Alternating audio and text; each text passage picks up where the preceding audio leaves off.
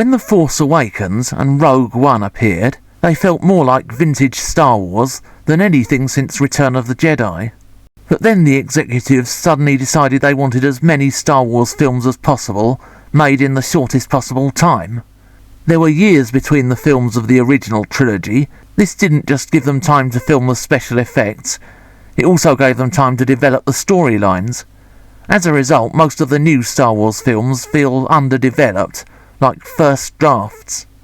By the time of Rise of Skywalker, Luke Skywalker himself has been revealed as a pathetic, bitter, broken old man, and the movies have missed the chance of reuniting the original cast.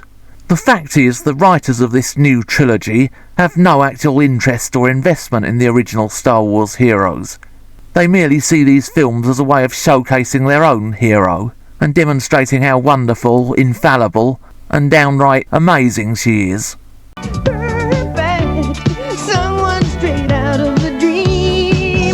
Unfortunately, this kind of Mary Sue character is impossible to relate to.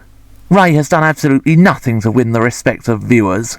In the early days, Luke Skywalker was really up against it.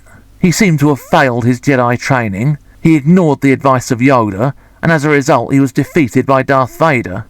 By comparison, Rey seems able to take on an entire evil army despite having no proper Jedi training. She is never put in any actual danger, and is certainly able to overcome the rather feeble villains in the new films.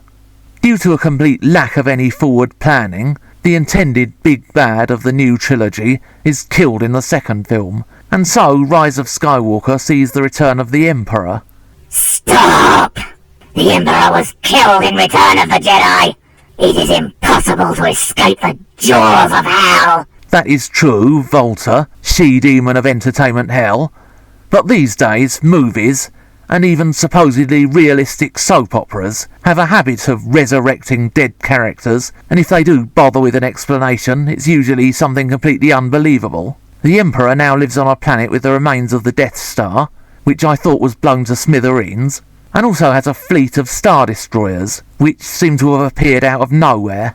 Needless to say, the mighty Rey is able to take them all on without breaking sweat, and the Grandpappy Palpatine storyline just seems like a rather half-hearted attempt to relive the Darth Vader is Luke's father revelation. I'm not your daddy, I'm your grandpa!